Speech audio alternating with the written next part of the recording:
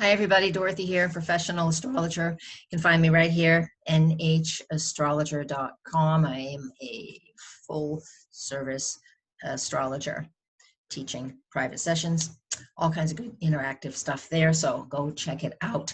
Today, I'm going to talk about the week of April 22nd. We are in between two eclipses once again. The next eclipse will be July 5th.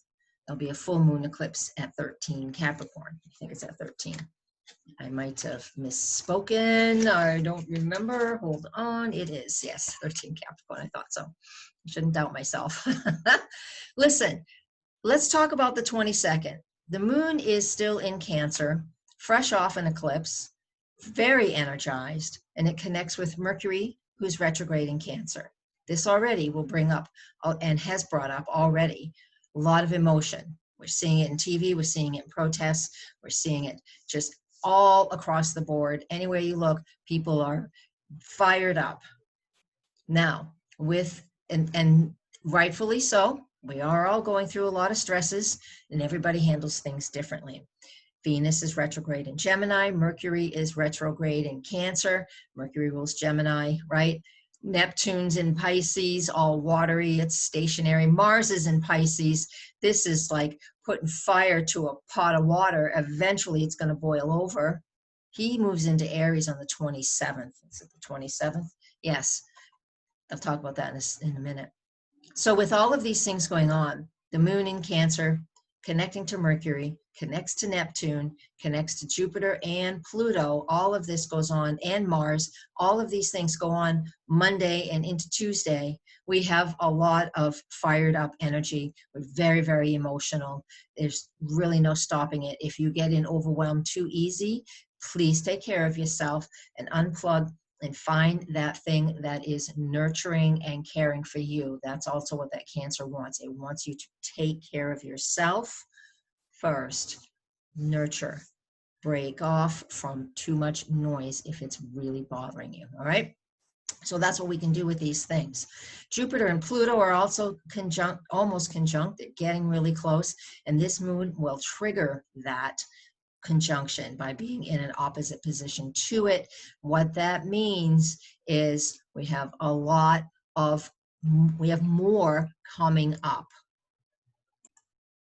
These two planets together have created or have inspired a lot of situations that we're seeing in the world today. And one of them is fear, because Capricorn is very much in charge of fear. And because you don't know what's going on and you can't control things. So if you're feeling a lot of fear, this new moon, which is going to be in an opposition to it, that will be Monday night. Yes, late Monday night.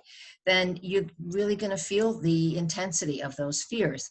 Now, I also want to address the fact that all this Cancer energy and the water energy, a lot of the energy of these things, I said the energy like 4 times in one sentence, has to do with our family beliefs and the psychological, the lineage, right? What we were taught as children, what our parents were taught as children and their parents. And that's all come just right down, runs downhill, right? So we have these beliefs.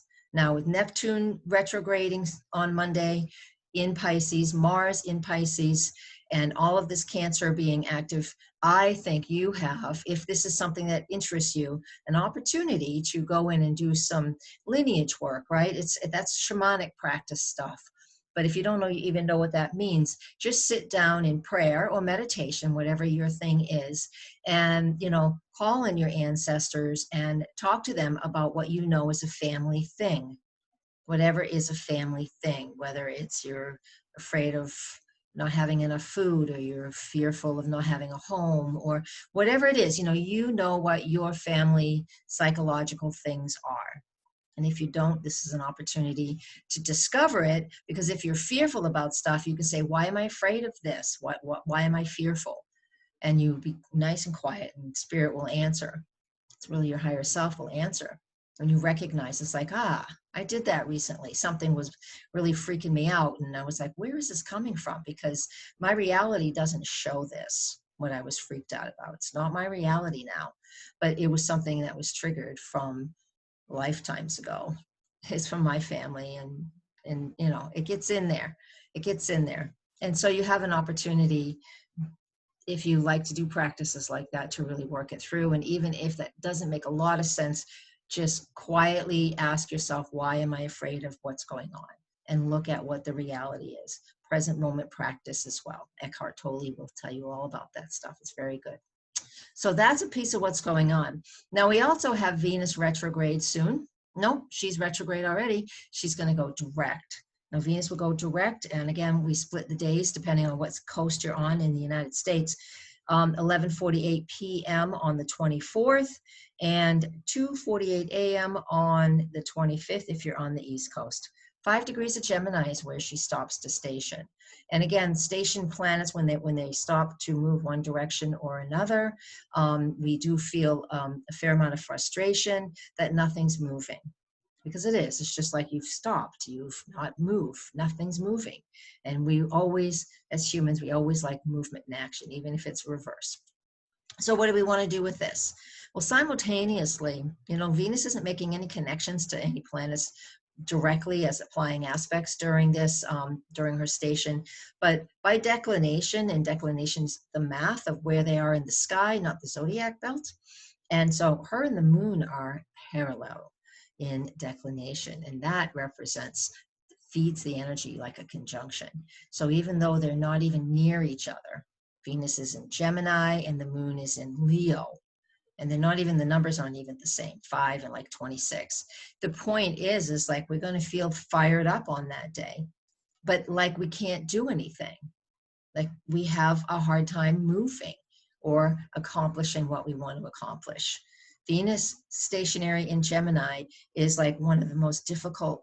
It feels difficult because Mercury is retrograde as well, and he rules that sign. Mercury is going to move a short distance, but for a long time in this retrograde.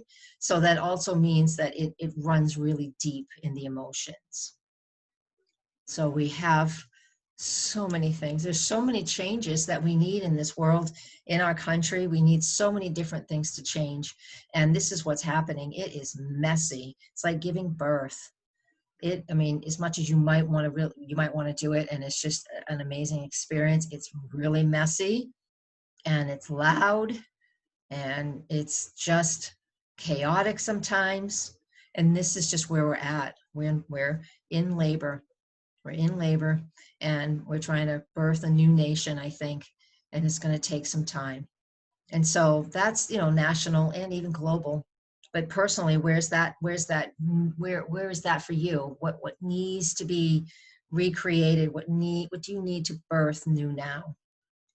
So look at the fears that are coming up. If you can identify where they come from, thanks to all this watery energy this week, and then you're able to, as soon as you can address something, as soon as you see it, it's like turning the light on in the bedroom. There's really no monster there after all.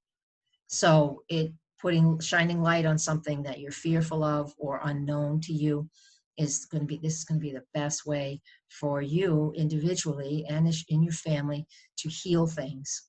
And again, if you work with family members, some people, there's no way you can even have conversations with them about anything because they don't see what you're talking about. And that's not the point. I don't want you to go down that road. I want you just to do the work in your own sacred space. And they may change. Their higher self might receive the information and they might change, but it doesn't matter. That's not the point. All of this water energy that we have this week, the Cancer eclipse, and later in the month, we have a second new moon in Cancer. So we have 2 of them. One's eclipse and one is just a regular new moon. So we have a lot of opportunities right now in the sun sign of Cancer to really energize and do a lot of recognition and healing of that family lineage. And so you as an individual can move forward. And then you can help your family, your children. However, again, this is something that's just special for each and every one of us. It's very, very different. That's where a personal session will come in. You know how to find me right there. That was my New England accent showed up. All right, the last thing I want to talk about for today is Mars entering the sign Aries. Now, he does that on June 27th, 9:45 p.m. He's going to stay in this sign for 7 months till January 2021. Now, I'm going to do a separate video for that because I have a lot to talk about when it comes to Mars and Aries. That's where my Mars is. But I want to talk about what house it's in for each of us and what it represents. But right now, just in a nutshell, Mars is in Aries just for this week. It's only in there for, you know, a day and a half just for this week. But it's, like I said, it's going to stay there till January 2021. So what I want us to do is all of this emotional stuff that we're working on, and we have all this insight coming through. When Mars does get into the sign of Aries, we can then step up and start doing some of the things that we know we've wanted to do for a very long time. Mars in Aries, it's in its natural sign. It is being self-focused. It's about I am. So for those of you who like to do I am practices, or you don't know what that is, go check it out if that resonates with you. I am practice. That's what Aries, those are the keywords for Aries, I am, right? And so check into that, see what needs to happen for you there. This is also for people who are a little more spiritual, to put yourself first. Actually, this is for anybody, really. Put yourself first. We've been doing so much. This has been a rough year, and it's not over yet. And we have everybody, I could just see our Facebook posts, 2020 can just leave. But the growth we're going to gain, we're gaining from this. Really look at that. I mean, we have to have hindsight, right? But this is a great awakening going on right now. And when Mars enters Aries, and during this, we actually have Mars retrograde in Aries, 7 months in a place he only spends 7 weeks. The last time he was retrograde was in Aries was 1988. I'm going to talk about that in the other video, in the next video. I'll do that after the new moon, because I'm doing this during the balsamic lunar phase, and I've recorded this like 5 times, and I still don't like it. Not sure if this one will make it or not, but hey, forgive me for my boo-boos. I'm just live streaming it. So anyways, Mars in Aries is action. It's, again, the I am. It's just like the little toddler, right? They don't know anything. They just know what they want. It's like your pets too, especially dogs. They're just so present. So present. It's like, oh, I want this, mommy. Nope, I want this, mommy. That's it. I want that. I hear a little goofy voice in my head. It's just, that's Aries. We got to serve ourselves first. We have to do what we need first. And we're going to be very inspired to do that.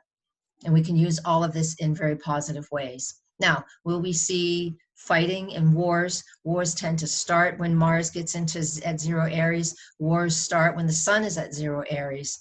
But we're already in a global problem to begin with. We're already fighting a lot. So I don't see more of that, but I do see more of, in the world around us, people really getting, their anger is coming to the surface because there's so many people who've been disenfranchised, and they're speaking up now. So that is a global issue, and we'll see a lot more of that. And there's way more to talk about there too. So I want you to find that 0 Aries place in your chart. And you know, you can even look back to March 19th. I know we were all like, I think it's about when, here in New Hampshire is when they told us we had to stay at home, and everybody started like panicking. And like, oh, I need to buy this. This is the toilet paper time, right? I need to buy this. I need to buy this if I'm going to stay home for the next few months. And that was March 19th. And now Mars is at that place where the sun was, which is 0 Aries. So panicking aside, how were you taking care of yourself back then? What were you doing? You were getting the supplies you knew you needed. So now we're under different circumstances. A lot has happened since March. But now that the sun is at 0 Aries, this is an opportunity to really empower yourself.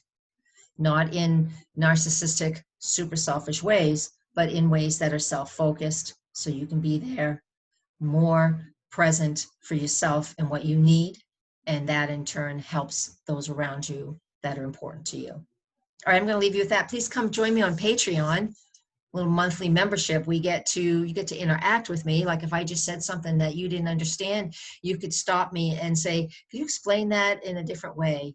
And that's what I do. So I do a new moon, I do the full moon, and I do a monthly forecast. Those are 3 different tiers. So come and join me there. And if you're on YouTube, all the links are below. in the text area. All right, guys, thank you very much, and blessings, and namaste. Find the record button.